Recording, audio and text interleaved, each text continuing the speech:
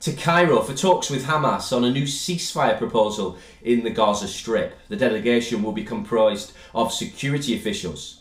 Well, earlier the US Secretary of State Antony Blinken discussed the urgent need to reduce tensions in West Asia as he met with the Saudi Crown Prince Mohammed bin Salman. Blinken highlighted that the utmost need of the hour is to achieve a ceasefire and that Washington will continue efforts in this regard.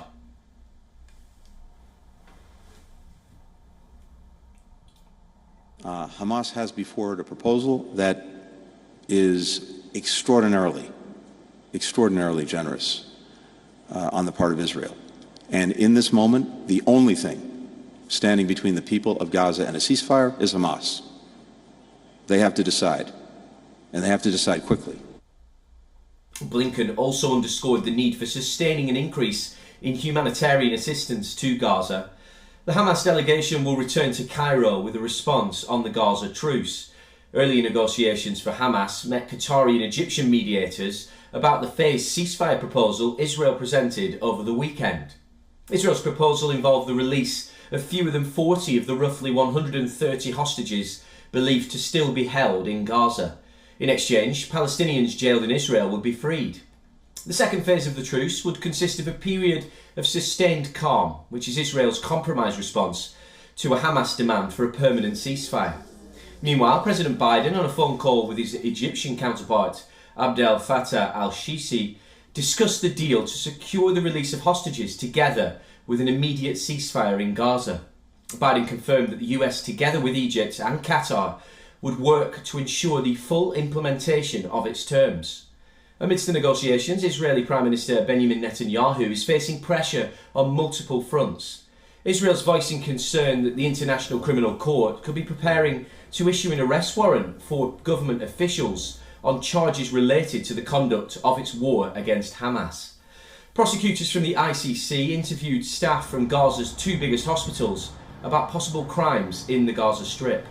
Netanyahu is also facing pressure from far-right allies to reject a new Gaza ceasefire, jeopardising his government's stability. On the other hand, thousands of protesters rallied in Tel Aviv demanding the release of around 130 hostages still held in Gaza.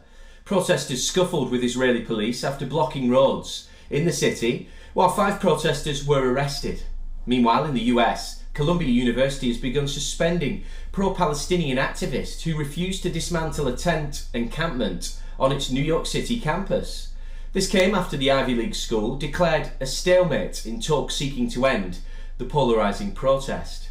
Protesters are demanding a ceasefire in the war with Hamas and the divestment of university assets in companies involved with the Israeli military, and an end to US military assistance to Israel.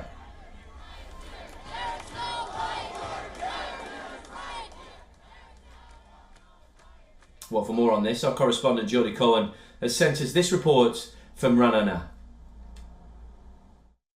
So perhaps the most important factor is the IDF build-up of troops by southern Gaza. Remember, Foreign Minister Katz said that Israel would delay its planned operation in Rafah to target the final Hamas battalions if Hamas releases some of the 133 hostages as part of the deal. On the other hand, Israel has said that if Hamas rejects the latest offer, they would move ahead in Rafah. So perhaps the threat of Hamas being defeated has brought them back to the talks. There's also public pressure being applied to Hamas. We've seen the regional alliance unite against Iran's attack on Israel, showing Hamas that Israel is not as isolated as Hamas thought.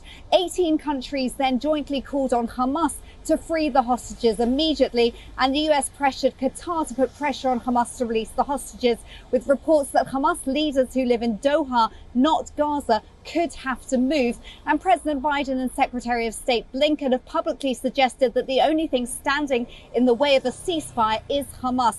So perhaps the increased military and public pressure could perhaps lead Hamas to agree to a deal this time.